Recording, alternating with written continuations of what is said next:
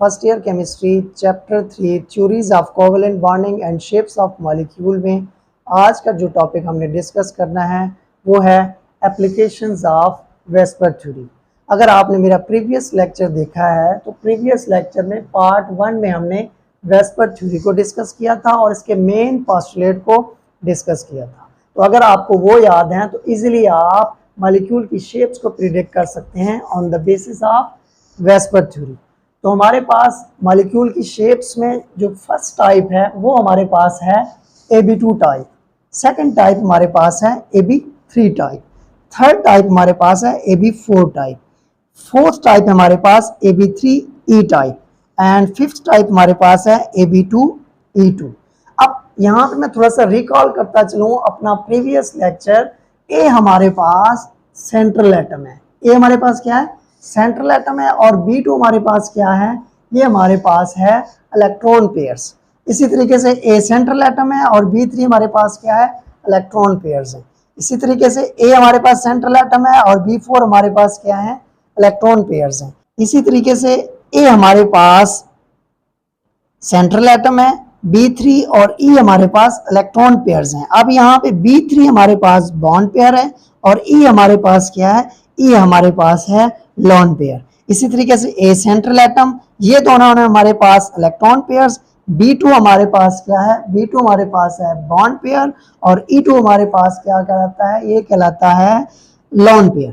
ठीक है, इसी तरीके से हमने इसको बारी बारी एग्जांपल्स के साथ मॉलिक्यूल की शेप्स को प्रिडिक्ट करना है, ज्योमेट्री क्या है, इसमें कितने लॉन पेयर मौजूद हैं, कितने बॉन्ड पेयर और ओवरऑल हमारे पास कितने इलेक्ट्रॉन पेयर्स इसमें मौजूद हैं, इनको डिस्कस करना है। AB2 टाइप में हमारे पास जो फर्स्ट एग्जांपल है वो है बेरिलियम क्लोराइड। बेरिलियम क्लोराइड हमारे पास, ये हमारे पास क्या है बेरिलियम क्लोराइड, बेरिलियम हमारे पास इसमें सेंट्रल एटम है और Cl2 हमारे पास क्या है इलेक्ट्रॉन पेयर्स हैं। बेरिलियम हमारे पास, बेरिलियम के आउटरमोस्ट शेल में, आउटरमोस्ट वैलेंस शेल में 2 इलेक्ट्रॉन है और क्लोरीन के आउटरमोस्ट शेल में कितने हैं हमारे पास 7 इलेक्ट्रॉन्स हैं। तो ये क्या करेगा, एक इलेक्ट्रॉन एक क्लोरीन को दे देगा, एक इलेक्ट्रॉन दूसरे इलेक्ट्रॉन क्लोरीन को दे देगा। तो इसी तरीके से क्या हो जाएंगे, ये बॉन्ड बना लेंगे। तो बॉन्ड कैसे बनाएंगे, बिल्कुल इसी तरीके से बॉन्ड बनाएंगे। मैं अभी बना के दिखाता हूँ। बेरिलियम हमारे पास क्या है सेंट्रल एटम है।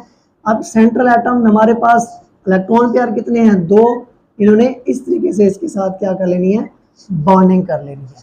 अब हमारे पास इसका एंगल कितना होगा, इसका एंगल जो हमारे पास होगा वो होगा 180। ठीक है, इसका एंगल कितना होगा 180। और इस तरीके की हम शेप को हम क्या कहते हैं, इस तरीके की हम शेप को अगर इसकी ज्योमेट्री हम बनाना चाहें, बताना चाहें तो वो क्या होगी, वो हमारे पास होती है लीनियर ज्योमेट्री। इसकी क्या बनेगी लीनियर। ठीक है, और हमारे पास अगर हम बात करें वेस्पर थ्योरी के मेन पोस्टुलेट्स की, तो वेस्पर थ्योरी में अगर आपको फर्स्ट पोस्टुलेट याद हो तो मैंने कहा था कि सेंट्रल एटम अपने इलेक्ट्रॉन पेयर्स को इस तरीके से अरेंज करेगा कि इनके दरमियान मैक्सिमम डिस्टेंस हो। और हमारे पास सिंगल इलेक्ट्रॉन पेयर क्या कहलाता है, सिंगल इलेक्ट्रॉन पेयर हमारे पास क्या कहलाता है बॉन्ड पेयर कहलाता है। ठीक है, तो हमारे पास टोटल इलेक्ट्रॉन पेयर कितने हैं, एक इलेक्ट्रॉन ये है और एक इलेक्ट्रॉन पेयर ये है। तो टोटल इलेक्ट्रॉन पेयर हमारे पास कितने हैं 2। दोनों के दोनों जो है वो बॉन्डिंग में हिस्सा ले चुके हैं और शेयरिंग कर चुके हैं। दोनों के दोनों क्या हैं बॉन्ड पेयर है और लॉन पेयर इसमें कोई भी मौजूद नहीं है। ठीक है, इसी तरीके से अगर मैं कहूँ कार्बन डाइऑक्साइड का, तो कार्बन डाइऑक्साइड में हमारे पास कार्बन हमारे पास सेंट्रल एटम है और ऑक्सीजन हमारे पास क्या है इसके इलेक्ट्रॉन पेयर है। तो इस तरीके से इसकी शेप बनेगी।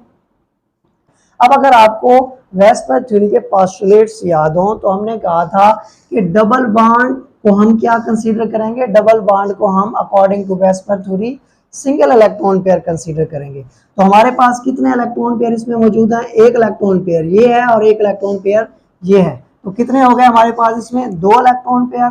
दोनों के दोनों बॉन्डिंग में जो है वो हिस्सा रह चुके हैं, शेयरिंग से उन्होंने बॉन्ड बनाया हुआ है। तो दोनों के दोनों हमारे पास क्या है बॉन्ड पेयर है, लॉन पेयर इसमें कोई भी मौजूद नहीं है। इसी तरीके से हम नेक्स्ट एग्जांपल को देखते हैं। नेक्स्ट एग्जांपल की अगर हम बात करें इथाइन की, तो इथाइन का अगर मैं स्ट्रक्चर बनाना चाहूं तो मैं इस तरीके से बनाऊंगा C2H2। अब यहाँ पे एक बात गौर से सुननी है, और अपने माइंड में रखनी है कि अगर वेस्पर थ्योरी कहती है कि अगर दो सेंट्रल एटम हमारे पास आ जाएं तो हमने क्या करना है, लेफ्ट साइड वाले सेंट्रल एटम को या तो कंसीडर करना है या राइट साइड वाले सेंट्रल एटम को। तो अगर मैं ऐसे यहाँ पे इसको हाथ रख दूं तो हमारे पास सेंट्रल एटम कौन सा है, ये वाला।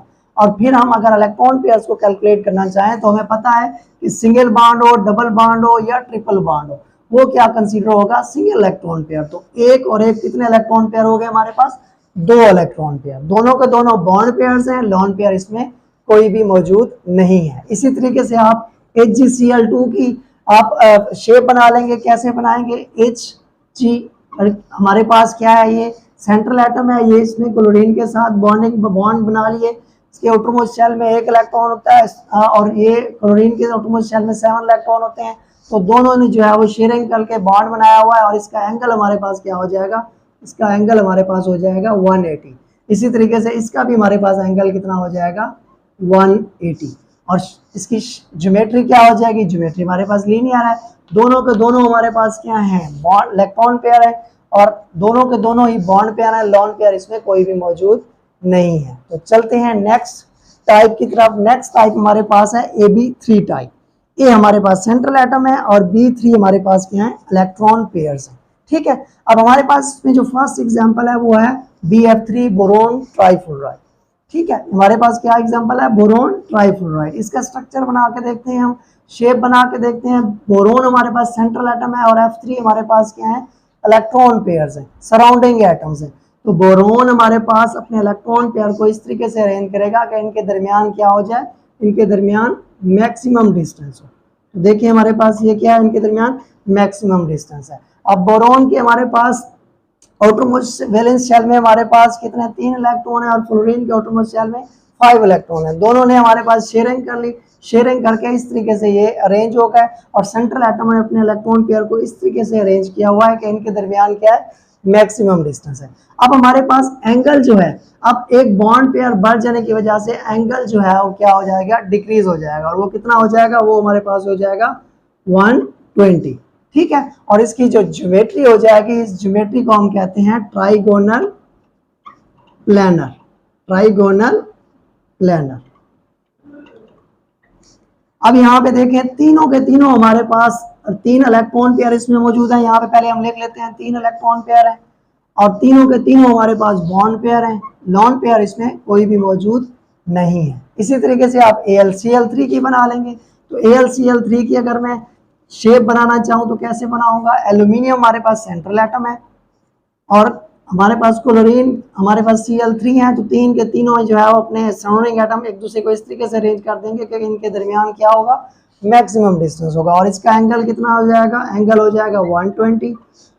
इसकी ज्योमेट्री हमारे पास वही ट्रायगोनल प्लेनर, तीनों के तीनों इलेक्ट्रॉन पेयर्स हैं और तीनों के तीनों ही बॉन्ड पेयर हैं, लॉन पेयर इसमें कोई भी मौजूद नहीं है। इसी तरीके से आप AlBr3 की और BH3 की जो शेप, ज्योमेट्री और इसी तरीके से बाकी सारा कुछ आप इजीली लिख सकेंगे।